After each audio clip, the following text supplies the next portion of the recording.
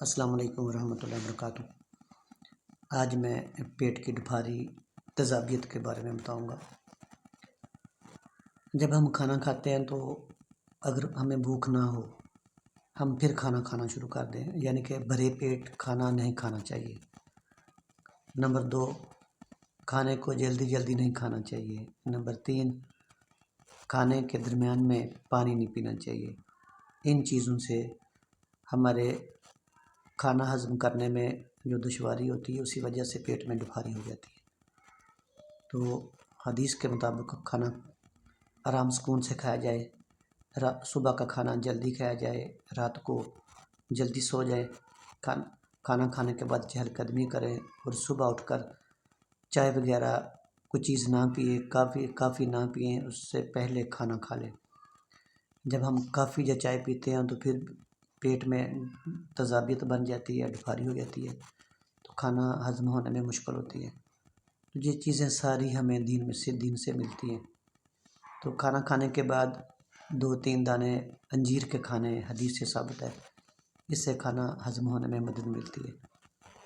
اس کے علاوہ جو طب یونانی ہے اس کے مطابق اگر پیٹ میں دپھاری یا گیس ہے، معدے کا کوئی مسئلہ ہے، تو اس کے لیے میں آپ لوگوں کو ایک نسخہ بتا دیتا ہوں۔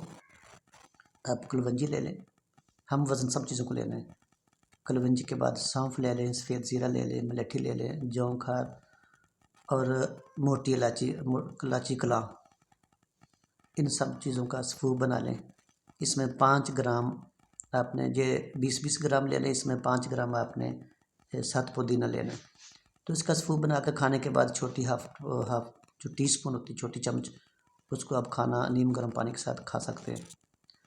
تو جن چیزوں سے پیٹ کے مسائل پیدا ہوتے ہیں ان میں گرم کھانا نہیں کھانا چاہیے ہمیں۔ جب ہم زیادہ گرم کھانا بار بار کھاتے ہیں تو پیٹ جو معدے کے اندر جھلیاں، اس میں خون کا ٹھہراؤ پیدا ہو جاتا ہے۔ جب خون کا ٹھہراؤ پیدا ہوتا ہے تو اس سے پھر معدے کی جھلیاں خراب ہو جاتی ہیں اور معدے میں سوجش بننا شروع ہو جاتی ہے۔ تو اس لیے کھانا بہت زیادہ گرم نہیں کھانا چاہیے۔ اس کے علاوہ میں آپ لوگوں کو بتاتا چلوں کہ کھانے کے دوران باتیں نہیں کرنی چاہیے۔ کھانا آرام سکون سے کھائیں۔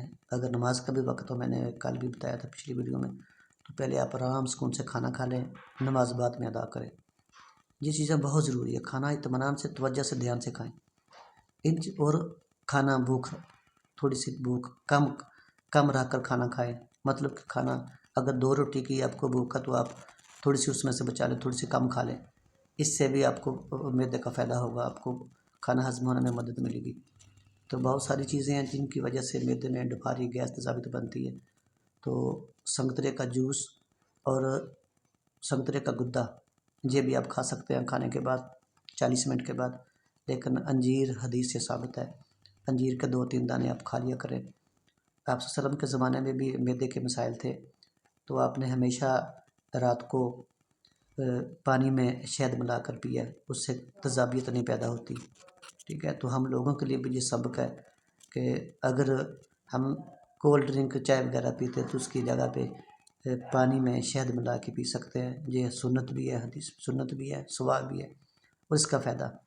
میں نے ایک واقعہ پڑھا کہ ایک کافر گورا ہر روز شراب پیتا تھا تو اس کے معدے میں السر ہو گیا، اس کے معدے میں تیزابیت کی وجہ سے معدہ اس کا خراب ہوگا، جھلیاں خراب ہوگی۔ تو ایک مسلمان ڈاکٹر نے اس کو کہا کہ آپ شہد پیا کریں، تو اس نے کہا میں نے شراب نہیں چھوڑنی۔ تو اس نے کہا میں نے شراب نہیں چھوڑنی، چلو میں آپ کا طریقہ آزما لیتا ہوں، میں نے آپ کو لوگوں کو فیس نہیں دینی۔ تو وہ روز رات کو شراب پیتا تھا، تو شراب کے بعد جو مسلمان ڈاکٹر تھے ان کو دودھ میں زیتون کا تیل ملا کے دیتے، کبھی شہد ملا کے دیتے۔ تو چند ماہ کے بعد آہستہ وہ ٹھیک ہو گیا، وہ بھی مان گیا کہ یہ آپ کے نبی صلی اللہ علیہ وسلم کے جو طریقہ ہے، جو علاج ہے، وہ بالکل ٹھیک ہے۔ تو ہم سب کو چاہیے، ہمارے لیے تو ایک سامنے ایک کوڈ آف لائف ہے، ایک زندگی کا ایک راہ ہے ساری۔ تو اس حدیث کو اسٹڈی کریں، اس کے مطابق زندگی گزاریں، انشاءاللہ آپ کبھی بھی بیمار نہیں ہوں گے۔ اللہ حافظ۔